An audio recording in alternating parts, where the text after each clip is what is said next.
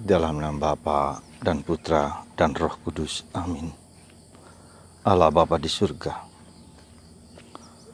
terima kasih Bapa, Engkau mengingatkan kami bahwa seringkali penderitaan kami karena dosa kami, dosa kesombongan, dosa keangkuhan, dosa cabul, dan berbagai macam dosa lagi, sehingga kami menderita. Dan orang-orang lain di sekitar kami juga menderita. Bantu kami ya Bapa, sembuhkan kami dari segala dosa kami, sehingga kami tetap bahagia meskipun kami menderita secara fisik atau apapun juga. Terima kasih Tuhan, demi Kristus Tuhan dan pengantara kami. Amin. Para saudaraku yang terkasih dalam Kristus, hari ini tanggal 24 hari Sabtu, kita diajak untuk merenungkan bahwa penderitaan kita tidak jarang juga seringkali karena dosa-dosa kita. Ya. Betul, ada virus seperti yang sekarang kita lihat dengan COVID-19 ini. Ada bakteri-bakteri yang membuat kita terluka atau sakit atau demam dan seterusnya. Tapi juga bisa jadi karena dosa kita. Hari ini Yesus mengingatkan orang Yahudi yang melapor kepada Yesus bahwa banyak orang mati karena dibunuh oleh Pilatus dan darahnya tercurah dengan darah persembahan. Yesus juga mengingatkan bahwa menara Siloam jatuh dan banyak orang mati, hancur dan banyak orang mati juga. Dan Yesus mengatakan kalau kamu tidak bertobat, maka kamu akan mengalami yang serupa yang bisa dialami. Saudaraku, bagaimana hubungan antara dosa dan penderitaan? Bagaimana hubungan antara dosa dan sakit? Ya. Coba kita lihat sebentar. Tentu harus kita sadari ya, tidak semua sakit adalah karena dosa. Ya. Nah, bagaimana ukurannya ketika orang sakit? Bukan dosa. Ukurannya kalau orang, ini dulu kita lihat, orang sakit itu dia tetap bahagia dengan sakitnya. Ya, dia tidak nestapa, dia tidak mengeluh, dia tidak menyalahkan orang lain.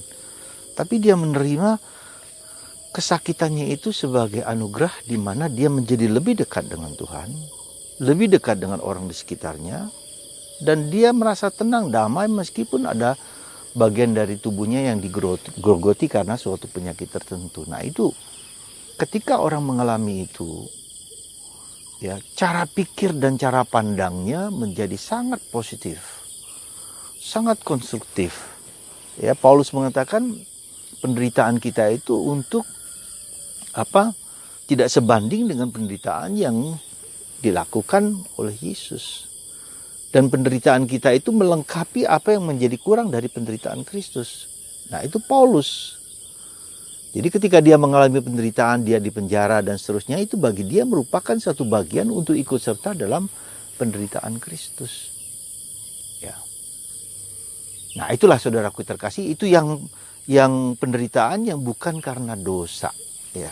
Nah, kalau itu dosa, maka dia mengalami, orang itu menjadi nestapa, gitu, loro, lara, gitu. Jadi menyalahkan orang lain, mengecam orang lain bahwa penderitaannya ini yang demikian ini akibat dari tindakan orang lain. Mungkin benar, ya, mungkin karena kelalaian orang lain, mungkin anaknya kena narkoba, ya, mungkin hidupnya sakit karena orang di sekitarnya, misalnya suami atau istrinya selingkuh, ya, dan dia tidak bisa menerima realitas seperti itu juga bisa menyebabkan orang seperti itu. Jadi penderitaan orang lain, penderitaan kita karena disebabkan oleh orang lain, sikap-sikap tindakan orang lain. Ya. Nah, Jadi itulah saudaraku terkasih. Jadi kita bisa melihat entah itu dosa kita apa, dosa kesombongan. Coba saja kalau diperhatikan. Ketika orang sudah tahu bahwa dia sakit, dia tahu bahwa dia menderita, dia tetap tidak mau pergi ke dokter misalnya. Merasa bahwa Tuhan yang akan menyembuhkan dia. Nah, ini kan suatu kesombongan rohani yang tiada taranya, ya. Jadi bisa juga karena keangkuhan, bisa juga karena kemalasan, ya. Bisa juga karena katakanlah keserakahan, kekikiran, ya. Misalnya dia kikir, dia takut kalau nanti hartanya habis, gitu kan. Diambil orang, tidak mau pergi ke dokter karena uangnya akan habis karena pergi ke dokter.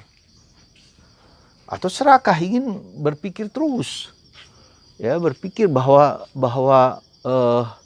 bisnisnya akan hancur kalau dia tidak ada di tempat itu, bisa jadi, ya. Jadi ketika ada situasi pandemi seperti ini, dia gelisah, dia takut, dia cemas. Karena akan habis hartanya. Bisnisnya akan hancur. Ya, bukan karena dia susah karena pegawai-pegawainya kemudian tidak mendapat makan, tetapi karena sikap tadi itu. Bisa jadi seperti itu. Lalu dia menderita gitu loh. Menderitanya karena seperti itu. Ya. Jadi hubungan lalu mengakibatkan relasi dalam keluarganya kacau. Dengan suami, dengan istri, dengan anak-anak, menjadi mudah gelisah, mudah cemas, mudah takut, lalu tensinya tinggi, ya, lalu stroke. Nah, ini semua karena dosa, sekali lagi. Dosa itu apa? Maka Yesus mengatakan kalau kamu tidak bertobat, maka kamu akan apa? Akan mengalami penderitaan seperti itu. Nah, bertobat itu apa?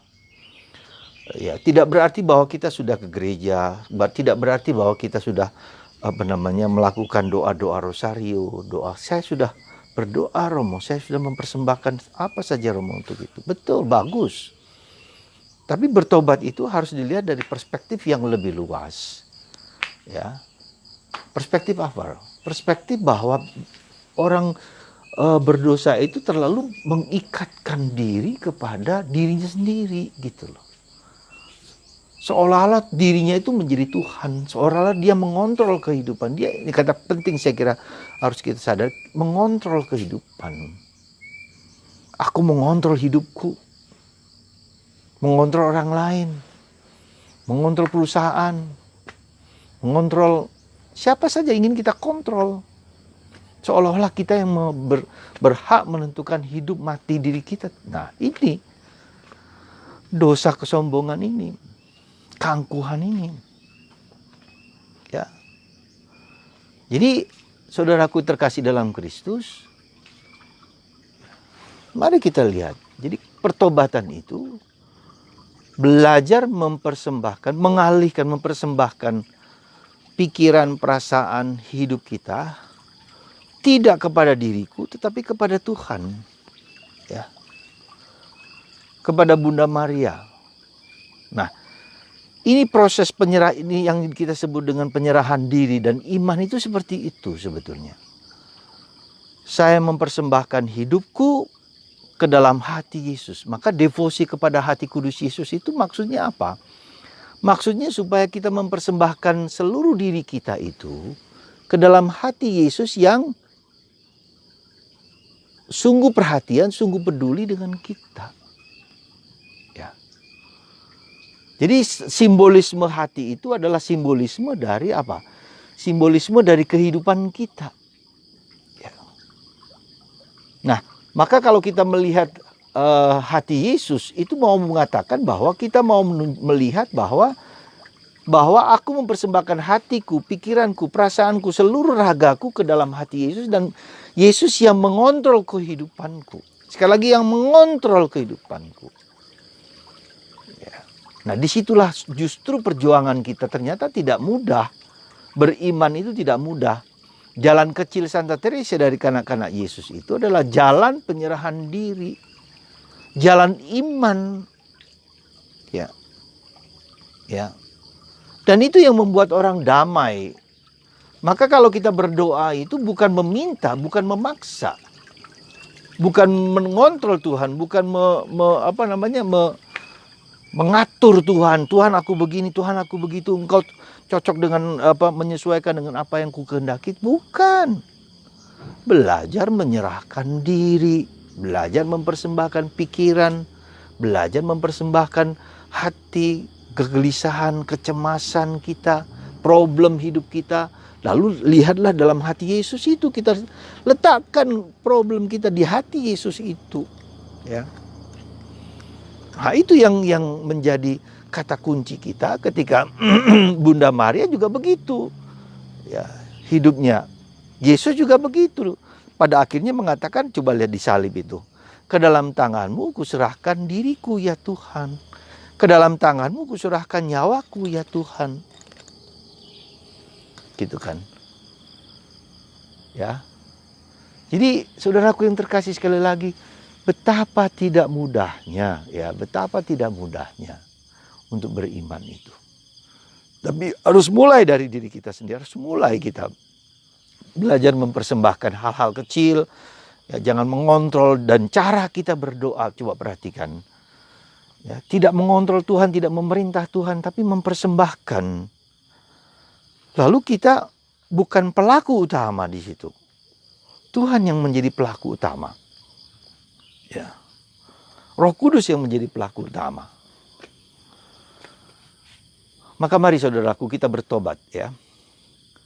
Bertobat itu sekali lagi bukan hanya orang yang tidak pernah ke gereja menjadi gereja, orang yang tidak pernah berdoa menjadi berdoa. Bukan. Pertobatan itu adalah sikap batinku untuk mempersembahkan, untuk memfokuskan hidupku bukan kepada diriku sendiri, tetapi kepada Tuhan. Ya. Sekali lagi saudaraku, mari kita mohon rahmat supaya kita belajar fokus hidup kita, ya, tidak kepada diriku, tapi kepada Tuhan. Ya. Kepada Bunda Maria yang peduli dengan kita. Ya. Jadi Anda lihat ini angsa, ya, yang ada di depan kapel kami dengan suaranya, ya. Meskipun seringkali dia di depan kapel, tapi ini merupakan hiburan bagi kami karena dia makan dari makanan yang tersedia di halaman ini. Dia bersandar hidupnya dari apa yang ada. Ya, mari saudaraku terkasih, kita mohon rahmat dari Tuhan dalam nama Bapa dan Putra dan Roh Kudus. Amin. Allah Bapa di surga, puji syukur kami aturkan kepadamu. Bantu kami ya Bapa supaya kami belajar menyerahkan hidup kami. Belajar mempersembahkan hidup kami kepadamu.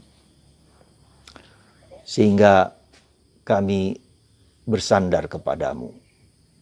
Bukan kepada diri kami, bukan kepada harta kami, bukan kepada orang lain.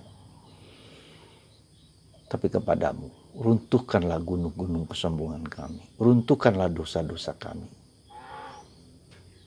Keserakahan, kekikiran, kemalasan, kesombongan, iri hati, cabul. Semua ketujuh dosa itu membuat kami menderita. Bantu kami ya Tuhan dengan Roh Kudus-Mu supaya Engkau mengorek, menyembuhkan akar-akar dosa dalam lubuk hati kami yang terdalam dan menyerahkan diri kepadamu. Berkat-Mu atas kami semua dalam nama Bapa dan Putra dan Roh Kudus. Amin.